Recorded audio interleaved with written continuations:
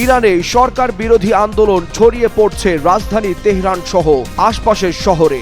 রিয়ালের নজিরবিহীন দরপতনে ক্ষুব্ধ বাসিন্দারা। সৌদি আরবে দুর্নীতি বিরোধী নজিরবিহীন অভিযানে ব্যাপক ধরপাকড়। বিভিন্ন মন্ত্রণালয় ও সরকারি সংস্থা অন্তত 116 কর্মকর্তা গ্রেফতার। সুইজারল্যান্ডে নতুন বছর বরণে জমকালো আয়োজন, মুহূর্তেই পরিণত হল ট্র্যাজেডিতে। 31 উৎসবে ভয়াবহ আগুন, প্রাণ গেল 40 জনের। তাইওয়ান ঘিরে চীনের সামরিক মহড়ায় দক্ষিণ চীন সাগরে নতুন উত্তেজনা। বেইজিংয়ের আগ্রাসী বক্তব্য ও সামরিক পদক্ষেপ পুরো অঞ্চলের জন্য হুমকি, সতর্ক বার্তা ওয়াশিংটনের। জন্মহার বাড়াতে বিশ্বের উল্টো পথে হাঁটছে চীন। নতুন বছরে নেওয়া হয়েছে একের পর এক অভিনব পদক্ষেপ। গর্ভনিরোধক পণ্যের উপর 13% কর আরোপ।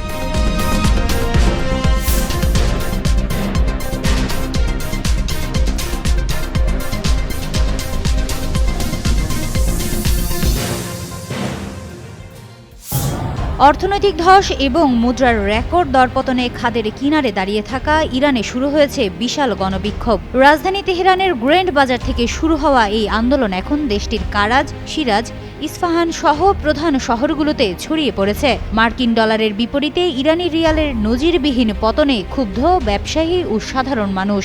গত রোববার থেকে ধর্মঘট ও সড়ক অবরোধ করে বিক্ষোভ চালিয়ে যাচ্ছেন আন্দোলনকারীরা। দীর্ঘদিনের এই অর্থনৈতিক চাপ, লাগামহীন মুদ্রাস্ফীতি ও জাতীয় মুদ্রার দ্রুত দরপতন সব মিলিয়ে ইরানের রাজপথে জমে থাকা ক্ষোভ এবার সহিংস রূপ নিয়েছে। নিরাপত্তা বাহিনী ও বিক্ষোভকারীদের মধ্যে সংঘর্ষে পরিস্থিতি নিয়ন্ত্রণের বাইরে চলে গেছে, যার ফলে হতাহতের খবরও পাওয়া যাচ্ছে। চলমান এই সংঘর্ষে কমপক্ষে 6 জন নিহত হয়েছেন বলে জানিয়েছে কাতার ভিত্তিক সংবাদ মাধ্যম আল জাজিরা। দেশটির আধা সরকারি বার্তা সংস্থা ফার্স জানায়, লোরেস্তা প্রদেশের আজনা শহরে বিক্ষোভ চলাকালে অন্তত 3 জন নিহত এবং আরও 17 জন আহত হয়েছেন। আজনা শহরটি রাজধানী তেহরান থেকে প্রায় 300 কিলোমিটার দক্ষিণ পশ্চিমে অবস্থিত। অনলাইনে ছড়িয়ে পড়া ভিডিওগুলোতে দেখা যায় রাস্তায় আগুন জ্বলছে, চারপাশে গুলির শব্দ শোনা যাচ্ছে এবং বিক্ষোভকারীরা রাস্তায় নেমে সরকার বিরোধী স্লোগান দিতে থাকেন। পরিস্থিতি দ্রুত নিয়ন্ত্রণের বাইরে চলে যাওয়ায় শহর জুড়ে আতঙ্ক ছড়িয়ে পড়ে। ফার্সের খবরে বলা হয়, চাহার মাহাল ও বাখতিয়ারি প্রদেশের লোরদেগান শহরে বিক্ষোভে আরও 2 জন নিহত হয়েছেন। শহরটি তেহরান থেকে প্রায় 470 কিলোমিটার দক্ষিণে অবস্থিত। ফার্সের খবরে বলা হয়, কিছু বিক্ষোভকারী গভর্নরের কার্যালয়, মসজিদ, শহীদ ফাউন্ডেশন, টাউন হল এবং কয়েকটি ব্যাংক সহ বিভিন্ন সরকারি ভবনে পাথর নিক্ষেপ করে। পুলিশ টিয়ার গ্যাস নিক্ষেপ করে পরিস্থিতি নিয়ন্ত্রণের চেষ্টা করে। এর আগে বৃহস্পতিবার ইরানের রাষ্ট্রীয় টেলিভিশন জানায়, পশ্চিমাঞ্চলীয় কুহদাস শহরে বিক্ষোভ চলাকালে নিরাপত্তা বাহিনীর একজন সদস্য নিহত হয়েছেন। চ্যানেলটি লোরেস্তান প্রদেশের উপগভর্নর সাইদ পুরালির উদ্ধৃতি দিয়ে জানায়, কুহদাস শহরের 21 বছর বয়সী বাসিজ সদস্য জনশৃঙ্খলা রক্ষার সময় বিক্ষোভকারীদের হাতে নিহত হয়েছেন। হিমাতুল জান্নাত, যুগান্তর নিউজ। সুশাসন ও জবাবদিহিতা প্রতিষ্ঠার লক্ষ্যে সৌদি আরব আবারও কঠোর পদক্ষেপ নিল। দীর্ঘদিনের তদন্তের পর দেশজুড়ে সমন্বিত দুর্নীতি বিরোধী অভিযানে বিভিন্ন মন্ত্রণালয় ও সরকারি সংস্থার অন্তত 116 জন কর্মকর্তাকে গ্রেফতার করেছে কর্তৃপক্ষ। এই অভিযান পরিচালনা করে দেশটির oversight and anti corruption authority Nazaha. আরবি দৈনিক ওকাজের বরাত দিয়ে গলফ নিউজ জানায়, 2025 সালের ডিসেম্বর মাস জুড়ে পরিচালিত একাধিক অভিযানে ঘুষ গ্রহণ ও ক্ষমতার অপব্যবহারের অভিযোগে মোট 446 জনকে জিজ্ঞাসাবাদ করা হয়। একই সময়ে দুর্নীতি বিরোধী কার্যক্রমের অংশ হিসেবে দেশব্যাপী 1440টি পরিদর্শন অভিযান চালানো হয়। নাজাহা জানায়, জিজ্ঞাসাবাদের আওতায় থাকা ব্যক্তিদের মধ্যে স্বরাষ্ট্র মন্ত্রণালয়, পৌর ও আবাসন মন্ত্রণালয়, শিক্ষা মন্ত্রণালয় এবং স্বাস্থ্য মন্ত্রণালয় সহ বিভিন্ন সরকারি দপ্তরের কর্মকর্তা কর্মচারীরা ছিলেন। তদন্তে মূলত ঘুষ গ্রহণ ও সরকারি ক্ষমতার অপব্যবহারের অভিযোগ প্রাধান্য পেয়েছে। চলছে। সংস্থাটি আরও জানায়, অভিযুক্তদের বিচার বিভাগের কাছে হস্তান্তরের প্রস্তুতি হিসেবে প্রয়োজনীয় আইনি প্রক্রিয়া সম্পন্ন করা হচ্ছে। ফৌজদারি কার্যবিধি অনুযায়ী 116 জনকে সন্দেহভাজন হেফাজতে নেওয়া হয়েছে, যাদের মধ্যে কয়েকজনকে পরবর্তীতে জামিনে মুক্তি দেওয়া হয়েছে। নাজাহার ভাষ্য অনুযায়ী রাষ্ট্রীয় অর্থের সুরক্ষা, সততা ও জবাবদিহিতা নিশ্চিত করাই এই অভিযানের মূল লক্ষ্য। পাশাপাশি আর্থিক বা প্রশাসনিক দুর্নীতির তথ্য টোল ফ্রি নম্বর 980 কিংবা নাজাহার ওয়েবসাইটে জানাতে জনগণের সহযোগিতা কামনা করেছে কর্তৃপক্ষ। চলছে নতুন বছর বরণে জমকালো আয়োজন। এমন সময় বিলাসবহুল পর্যটন শহর ক্রান্স মন্টানার একটি রিসোর্ট বারে ভয়াবহ আগুন। নতুন বছরকে স্বাগত জানাতে আনন্দ উল্লাসে জড়ো হওয়া মানুষের মাঝেই দাউ দাউ করে জ্বলে ওঠা আগুন মুহূর্তের মধ্যেই পরিণত হয় মৃত্যুফাঁদে। এতে বছরের প্রথম দিনেই বড় ধরনের ট্র্যাজেডির শিকার হল সুইজারল্যান্ড। ইংরেজি নববর্ষ উদযাপন করতে স্কি রিসোর্টের পানশালায় জড়ো হয়েছিল বিপুল সংখ্যক বিদেশি পর্যটক ও স্থানীয় বাসিন্দা। আলো, সঙ্গীত আর আতশবাজির উৎসবের মাঝেই হঠাৎ বারের ভেতরে আগুন ছড়িয়ে পড়ে। প্রত্যক্ষদর্শীদের ভাষ্য অনুযায়ী দাউ দাউ করে জ্বলে ওঠা আগুন অল্প সময়ের মধ্যেই পুরো ভবনে ছড়িয়ে পড়ে এবং বের হওয়ার সুযোগ না পেয়ে আটকা পড়েন অনেকেই। এতে অন্তত 40 জনের প্রাণহানি হয়েছে, আহত হয়েছেন শতাধিক মানুষ, যাদের অনেকের অবস্থা আশঙ্কাজনক।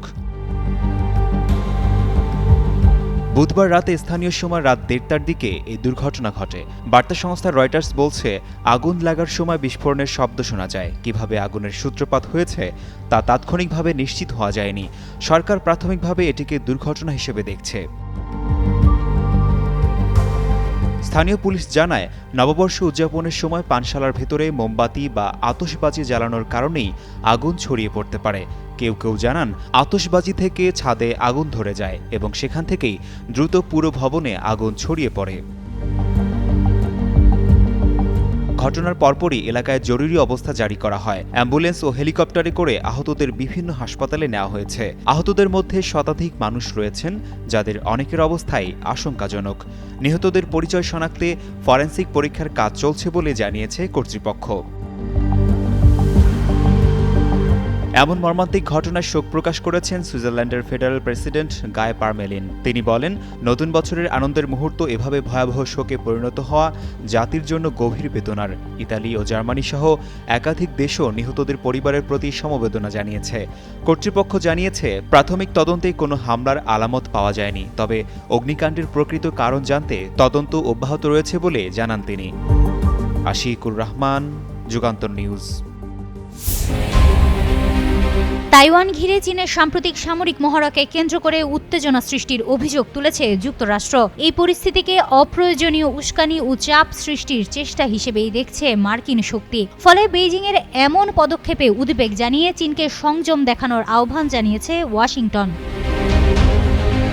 বৃহস্পতিবার আল জাজিরার এক প্রতিবেদনে এ তথ্য জানানো হয়। এক বিবৃতিতে যুক্তরাষ্ট্রের পররাষ্ট্র দপ্তর জানায়, চীনের আগ্রাসী বক্তব্য ও সামরিক মহড়া তাইওয়ান সহ পুরো অঞ্চলে অযথা চাপ ও উত্তেজনা বাড়াচ্ছে।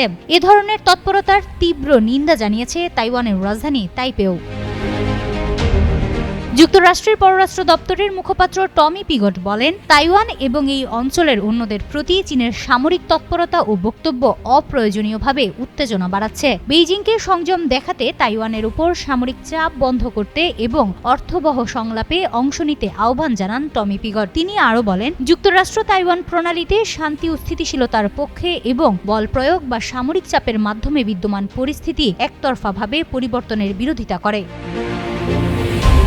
চলতি সপ্তাহের শুরুতে চীন ক্ষেপণাস্ত্র নিক্ষেপের পাশাপাশি যুদ্ধ বিমান ও নৌযান মোতায়েনের মাধ্যমে তাইওয়ানকে ঘিরে ব্যাপক সামরিক মহড়া চালায়। এসব মহড়ায় দ্বীপটিকে অবরোধ করার মতো সামরিক পরিস্থিতির অনুশীলন করা হয় বলে জানানো হয় যুক্তরাষ্ট্রের বিবৃতিতে। চীন দীর্ঘদিন ধরেই তাইওয়ানকে নিজেদের ভূখণ্ডের অবিচ্ছেদ্য অংশ হিসেবে দাবি করে আসছে এবং প্রয়োজনে শক্তি প্রয়োগের মাধ্যমে একে নিয়ন্ত্রণে নেওয়ার অঙ্গীকার করেছে। সাম্প্রতিক বছরগুলোতে এমন সামরিক মহড়া নিয়মিত হলেও স্বশাসিত তাইওয়ানে দৈনন্দিন জীবনে তেমন প্রভাব পড়েনি। তবে বেইজিংয়ের ক্রমশ কঠোর অবস্থান তাইওয়ানের রাজনৈতিক নেতৃত্বের মধ্যে গভীর উদ্বেগ ও প্রতিক্রিয়া সৃষ্টি করেছে। বিশেষ করে হংকংয়ের মতো একসময় স্বায়ত্তশাসিত অঞ্চলে চীনের কঠোর নিয়ন্ত্রণ আরোপ নিয়ে সন্দেহ আরও বাড়িয়ে তুলেছে। এই প্রেক্ষাপটে বৃহস্পতিবার তাইওয়ানের প্রেসিডেন্ট উইলিয়াম লাই চিং বলেন, প্রেসিডেন্ট হিসেবে তার অবস্থান শুরু থেকেই স্পষ্ট। তিনি জানান, জাতীয় সার্বভৌমত্ব দৃঢ়ভাবে রক্ষা করা এবং জাতীয় প্রতিরক্ষা জোরদার করাই তার অগ্রাধিকার। তিনি আরও উল্লেখ করেন, 2026 সাল তাইওয়ানের জন্য অত্যন্ত গুরুত্বপূর্ণ হতে পারে। সে কারণে দেশটিকে সম্ভাব্য সব ধরনের চ্যালেঞ্জ মোকাবেলায় প্রস্তুত থাকতে হবে। একই সঙ্গে ইতিবাচক ফলের প্রত্যাশাও ধরে রাখতে হবে। হিমাতুল জান্নাত, যুগান্তর নিউজ। উন্নয়নশীল বিশ্ব যখন জনসংখ্যা নিয়ন্ত্রণে নানা কর্মসূচি ও সচেতনতায় ব্যস্ত, তার ঠিক উল্টো পথেই হাঁটছে চীন। ক্রমাগত কমতে থাকা জন্মহার এখন দেশটির জন্য নতুন সংকট। শিশু জন্ম কমে যাওয়ায় একদিকে বাড়ছে বয়স্ক মানুষের সংখ্যা, অন্যদিকে কমছে কর্মক্ষম জনশক্তি, যা ভবিষ্যৎ অর্থনীতির জন্য বড় হুমকি হয়ে দাঁড়াতে পারে বলে মনে করছেন দেশটির গবেষকরা। এই বাস্তবতায় নতুন বছরের শুরু থেকেই নেওয়া হয়েছে একের পর এক অভিনব পদক্ষেপ। পুরুষদের সুরক্ষামূলক ব্যবস্থা সহ সব ধরনের গর্ভনিরোধক পণ্যের উপর আরোপ করা হয়েছে 13% কর, আর বিপরীতে বিবাহ ও শিশু যত্ন সেবাকে ঘোষণা করা হয়েছে করমুক্ত। লক্ষ্য তরুণদের বিয়ে ও সন্তান গ্রহণে উৎসাহ দেয়া। তবে এই সিদ্ধান্ত ঘিরে সমালোচনা কম নয়। সামাজিক যোগাযোগ মাধ্যমে অনেকেই বলছেন, পুরুষদের সুরক্ষামূলক ব্যবস্থার দাম বাড়লেই সন্তান বাড়বে না। সন্তান লালন পালনের ব্যয়, প্রতিযোগিতামূলক শিক্ষা ব্যবস্থা আর বাড়তি জীবনযাত্রার চাপ, এসবই আজ বড় বাধা বলে মনে করছেন অনেকেই। দেশটির পরিসংখ্যান বলছে, টানা 3 বছর চীনে জন্মহার কমেছে। 2024 সালে জন্ম হয়েছে মাত্র 95 লাখের কিছু বেশি শিশু, যা এক দশকের তুলনায় প্রায় অর্ধেক। বিশেষজ্ঞরা সতর্ক করে বলছেন, গর্ভনিরোধকের উপর কর বাড়লে অনাকাঙ্ক্ষিত গর্ভধারণ এবং রোগ সংক্রমণের ঝুঁকিও বাড়তে পারে। বিশ্লেষকদের মতে, চীনের সংকট শুধু সংখ্যার নয়, বরং জীবনযাত্রা, কর্মসংস্থান ও পরিবার বান্ধব নীতির সঙ্গে সম্পর্কিত। তাই শুধু কর সংস্কার নয়, দরকার দীর্ঘমেয়াদী সমন্বিত পরিকল্পনা। ওয়ালিউল হাসানাত, যুগান্তর নিউজ।